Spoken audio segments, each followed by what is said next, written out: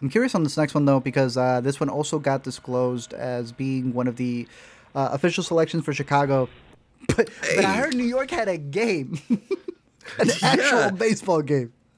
And shout out to our buddy Taylor J. Williams who played in that game. Really? Taylor was, I believe, in the camera Shortstop. department on this movie. Oh, okay. He worked on a movie. I don't care. What did he play? DH, first base. I I actually think the game is this week, so I gotta ask him Oh, okay. Gotcha. how it goes. But I'm How's curious the to know movie? the results. Yeah. All right, Eephus. This is a movie that I think premiered at Cannes earlier this year, and it's a really interesting movie from this director Carson Lund.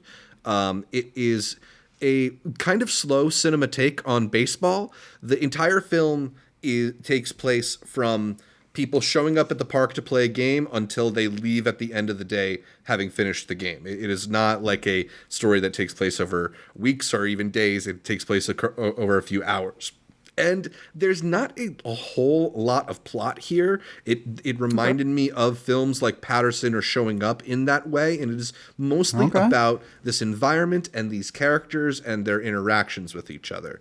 Because this is about a couple of baseball teams in a rec league who are facing off against each other, and certain elements reveal themselves over the course of the film. But really what it is just all these like interesting personalities, all these disparate characters. Like, who is the kind of person who as an adult is still playing in a rec baseball league? And all the strange characters who not just play in it but sometimes show up just to be the umpires or to be the scorekeepers and stuff like that.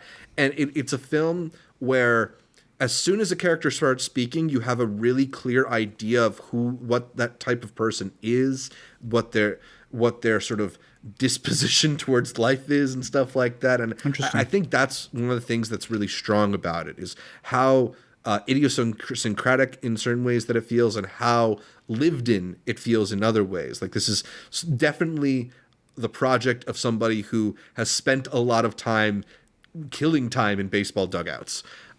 It also looks pretty incredible the way it's Looks shot, nice. particularly as the film goes longer and day starts to turn into night. The cinematography is beautiful. I'm sure you've had this experience growing up where you're outside playing ball with some people and you maybe stay a little bit too long and it starts to become a little bit hard to even see what's happening. I've never seen something depict that kind of scenario quite as perfectly as this film does. And the way they're able to light it, you just sort of feel like you're there, like you're trying to finish the game alongside them. It's not the most exciting plot or anything like that. It's not always laugh out loud funny, although there are certainly moments.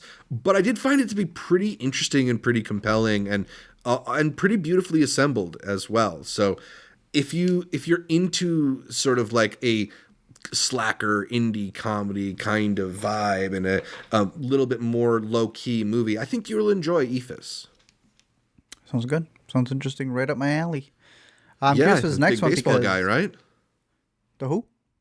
You're a big baseball guy. Bro, doubleheader today. Did you hear about the Atlanta The versus Mets? New York Mets? I don't know if are you more a Yeah, Mets get fan or it. a Yankees fan? I'm more of a Yankees fan, although I know that doesn't win me Pretty any indifferent. favors. I'm not like a yeah, We're pretty but indifferent I just got on the sport. I'm a little more indifferent. Yeah, like it's just fun to celebrate when the Yankees win is more what I am. Hey, I mean they're up there. To me, my brother and I, our bid is that it's Dodgers Yankees for the World Series. But there was some fun games today. If we're talking baseball, where they were going up Yeah, at each I heard other. the Mets just It was, snuck in. dude, it was pretty crazy. If I have Yeah. to, if I have to talk a little bit of baseball, I'll pull one little thing up here, which was the fact that there was an interesting series in terms of the wild card, where in order to be able to get into it, both teams had to win one. But if any team lost both games, and the reason why they played both games is because Atlanta got rained out because of the hurricane. Crazy stuff. Obviously, we've been following that as well. But there was this hilarious bit where, as long as the team split it, they were both going to make it. But if one of the teams lost both games, that means the Braves were going to be able to go on ahead. So it was this very So if they just confusing. like agreed to go 50-50 on it, Yeah, they would have both if been they agreed fine. to go 50-50, it would have been fine. There was a little chart about it. You make the playoffs if they split. Diamondbacks don't. Braves this. Either way, the worst team's still going to be the White Sox, who broke the record with 121 Yeah! losses. Losers. Absolute dweebs. Shy City, know- baby. You know, it was 108 years that the Cubs didn't win, but you know what? We didn't have 121 losses in one season, baby. Baseball, gotta love it. Eephus playing at New York and the Chicago International Film Festival.